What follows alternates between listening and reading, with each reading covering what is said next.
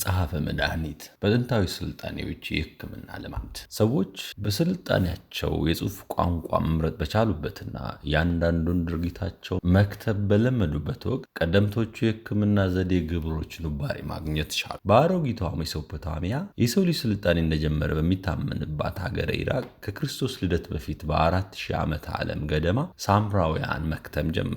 በሰናኦር ምድር ግዙፍ ከተማና ታላቅ ሰማይ ደረስ ግንብ ለመስራት ሲያብሩ ጡብ እንደ ድንጋይ የምድርም ዝፍት እንደ ጭቃ ሆኖላቸው እንደገሰገሱ አንድነታቸው ያሰቡትን ከመስራት እንደማይከለክላቸው በፈጣሪ እንደተመሰከረላቸው ከተማ በመመስረት የሰዎችን ዕውቀት መጠቀም እንደሚቻል ያመኑት ኢራቃውያን አስትሮኖሚ፣ የብረታ ብረት ሙያ፣ ጂኦሎጂ፣ ሂሳብ እንዲሁም የፋርማሲ ሳይንስን እንዳጠኑ ተሰንዶላቸዋል። ለበሽታ መፈወሻነት፣ ህመም ማስታገሻነት፣ የአካል ጉዳት ማከሚያነት ወዘተ መድኃኒቶችን በጭቃ በሰውነት ላይ በሚቀባ በፈሳሽ በአፍ ከሚጠጣ እስከ በቀጥታ በደም ስር እስከሚሰጥ እንዲሁም በላቀ ዘዴ ከተለያዩ እጽዋት፣ እንስሳትና ማዕድናት የተቀመሙ የመድኃኒት ዝግጅቶችን ያካተተ መጽሐፈ መድኃኒት ወይም ፋርማኮፒያ እንደነበራቸው ተደርሷል። ዛሬም ድረስ በሕክምናው ዓለም ጥቅም እየሰጠ ያለውን የካናቢስና የሞርፊን መድኃኒታዊ ባህሪ ያውቁ ነበር። ሳምራውያን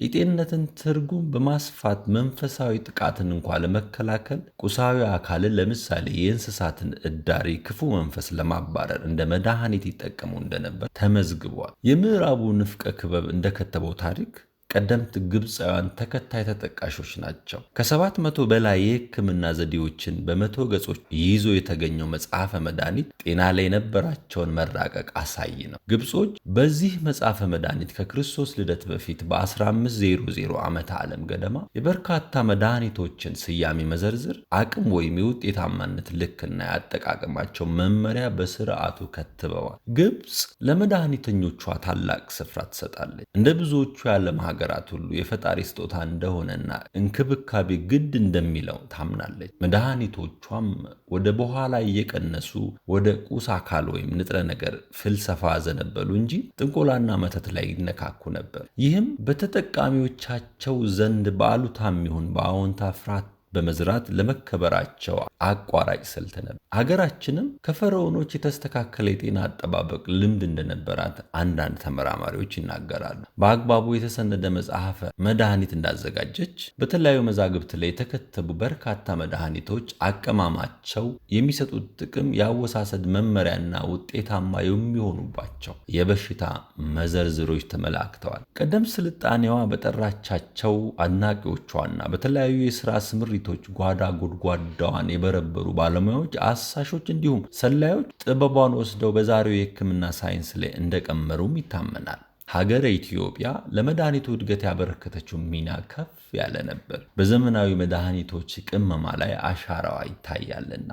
የአሁኑን ዓለም የሕክምና ሳይንስና የመድኃኒት ግኝት የወረረው የምዕራቡ ስልጣኔ ከግሪክ አስተምሮ የተመዘዘ ነው። ቀደምቷ ግሪክ አስክሌፒዮስ ለሰው ልጅ መድኃኒት እንደሰጠ ታምናለች። ይህንኑ ለማስታወስ በበትር ላይ የተጠመጠመ እባብ ለዘርፉ መለያ ወይም አመስግኖት ጥቅም ላይ ያውላለች። ዛሬም ድረስ በተለይ ለመድኃኒት እንደ መለያ ሎጎ ወይም ወኪል የሚያገለግለው ይኸው የግሪክ አምላክ ማስታወሻ ነው። በኤፒዳውሮስ የተመሰረተው የአስክሌፒዮስ ቤተ መቅደስ በታሪክ እንደ መጀመሪያ ሆስፒታል እንደሚቆጠር ይታሰባል። ከመላው ሀገሪቱ ሕክምና በመሻት ወደዚሁ ቤተ መቅደስ ዜጎች ይጎርፉ ነበርና አገልግሎትን ለማቅረብ የበቁት ለታካሚዎቻቸው ፋርማኮን የተሰኘ ትርጉሙም መድኃኒት ወይም መርዝ በመስጠት ያክማሉ። በፋርማሲው የሙያ ዘርፍ የመድኃኒት ትርጓሜን በመጠኑ ላይ እንዲያተኩር ለሆነው መርዝን ላለየ ገለጻ የዳረገው ያኔው የፋርማኮን ጽንሰ ሐሳብና የትግበራ ልማድ ነበር። አንድ ግለሰብ ለታመመበት በሽታ ተለይቶ የሚሰጠው ንጥረ ነገር አዳኝነትና ገዳይነት የሚወሰነው በንጥረ ነገሩ መጠን እንደማለት ይሆናል። የሀገሪቱ ሲሳይ ከሆኑ በርካታ የሕክምና ግኝቶች ባሻገር እንደ ሂፖክራተስ ያሉ ታላላቅ የዘርፉ ሰዎችንም አስተዋውቃለች። ይህ በወርቃማው የአቴንስ ዘመን ማለትም ዲሞክራሲ ባበበበትና የመናገር ነፃነት ገዳፉን ጢም ባለበት ወቅት ምድሪቱ ላይ 90 ዓመታትን መኖር የቻለው ሊቅ ዘርፉን ከፍልስፍናና ከሃይማኖት ነጥሎ በማሳደጉ የሕክምና መስራችና አባት ተደርጎ ይቆጠራል። አንዳንድ የዚያን ወቅት መመሪያዎቹና መርሆቹ ለምሳሌ ታማሚን አትጉዳ፣ መሰሎች ዛሬም ጥቅም ላይ መሆናቸው ለዚህ ማሳያ ሊሆን ይችላል። ሂፖክራተስ በሽታዎች ወይም ህመሞች ተፈጥሯዊ መነሻ ያላቸው እንጂ ከአስትሮሎጂ ጋር ግንኙነት የሌላቸው እና ክፉ መንፈስ የማይከስታቸው የሰውነት እክሎች እንደሆኑ ያመነ የመጀመሪያው ሐኪም ሳይሆን አይቀርም። ምክንያቱም የሰው ልጅ ጤናና ስክነት በአራቱ ፈሳሾች ማለትም ደም ከልብ፣ ንፍጥ ከሳምባና አንጎል፣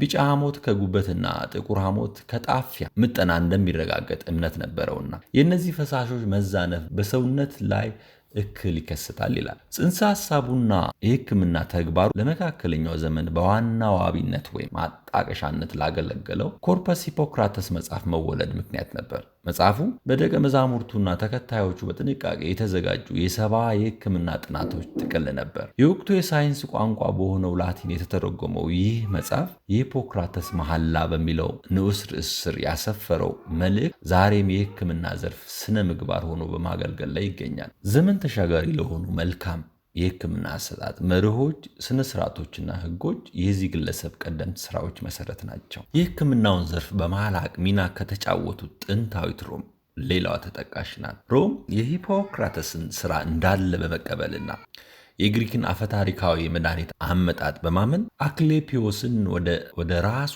ኤስኩላፒየስ ቀይራለች። በቀደመው ጊዜ የግሪክ ቀኝ ተገዥ በነበረችው የዛሬቱ ቱርክዬ ኤርጋሞን የተወለደው ጋሊን ነበር። በሮማ አገዛዝ ዕውቅ ሐኪም፣ የተለየ የመድኃኒት እውቀቱና ምጥቅ የሕክምና ችሎታው በግል ነገስታትን ያክም ዘንድ ሮም አሶስ። ጥንታዊት ሮም የመድኃኒት ቅመማንና የሕክምና አሰጣጥ ዘዴን ከተለመደው መደበኛ አሰራር ለማላቀቅ ባለመፍቀዷ ጋሊን ክፉኛ ታግሏል። የሂፖክራተስን መዛግብት በማጣቀስ የወቅቱን በበሽታ ላይ የነበረ የተሳሳተ ምልከታ ለማረም ጥሯል። በሽታዎች ወይም ህመሞች የአራቱ ፈሳሾች ምጣኔ መዛነፍ ምልክቶች እንጂ አስትሮሎጂ ወይም ክፉ መንፈስ ወለድ አለመሆናቸውን ሞግቷል። ይህንንም ለማረጋገጥ ሕክምናው ላይ ከፍ ያለ ማሻሻል በማድረግ ለድህነት የታካሚዎችን ደም ማፍሰስ ስልት ተከትሏል። የተሻለ መድኃኒት ለማዘጋጀትም አዲስ የቅመማ ዘዴ ፈጥሯል። ይህንኑ አበርክቶት ለማስታወስ በሚመስል ሁኔታ የመድኃኒት ቅመማ ዘርፍ ጋሌናዊ ወይም ድረግ ፎርሙሌሽን